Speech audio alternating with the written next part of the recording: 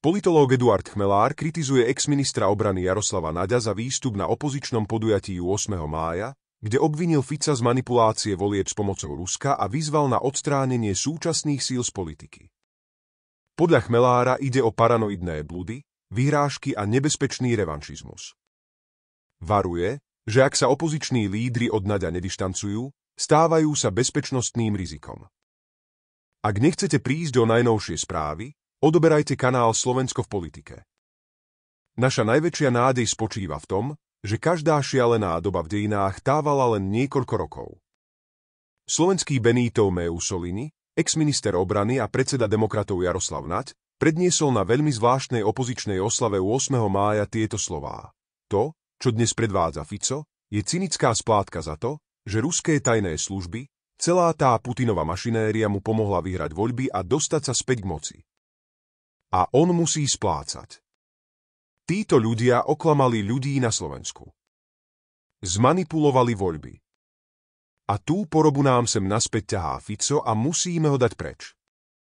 Stačilo Fica. Ale tentokrát, priatelia, tentokrát to urobíme tak, ako sme to mali spraviť už dávno. Hlboká orba je to, čo spravíme. Zbavíme Slovensko komunistov vo vládnych funkciách, zbavíme ho proruských kolaborantov, zbavíme Slovensko mafie. Je na čase urobiť hlbokú orbu a raz a navždy sa s nimi vysporiadať. Keď počúvate zmes paranoidných bludov a vyhrážok takéhoto politického fanatika prednesenú so šialeným výrazom v tvári a navretými žilami, kladiete si otázku, či potrebuje ústavnú liečbu alebo čo robí vlastne polícia, keď toleruje takéto nebezpečné vyhrážanie sa. Zvlášť, keď ide o človeka, ktorý sa chvastal, že jeho vláda zabezpečila spravodlivý priebeh volieb a teraz blúzni, že ich zmanipulovali Rusi.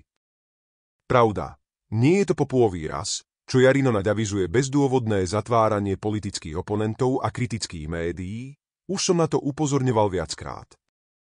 Len sa pýtam príčetných opozičných politikov, ktorí tohto extrémistu namiesto izolácie povyšujú na najbližšieho spojenca a vystupujú s ním na tribúnach, či to myslia vážne. Progresívne Slovensko dokonca uvažuje o pribratí Naďa, Galka a Šeligu na svoju kandidátku. Lebo ak sa nebudú jasne dištancovať od tohto politického revanšizmu, potom sú bezpečnostným rizikom pre Slovenskú republiku. Naď je pritom notorický luhár. Len si spomente, ako bez hanby oklamal slovenskú verejnosť, že náš protiraketový systém je ešte na slovenskom území, keď už bol v rukách Ukrajincov. Alebo keď krátko pred 80.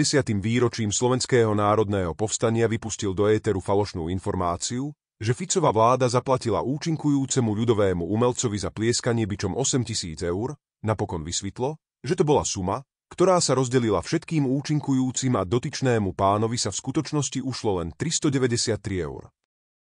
A ja sa pýtam, môžete ponúknuť verejnosti serióznu a spoľahlivú politickú alternatívu postavenú a závislú na chorobnom klamárovi?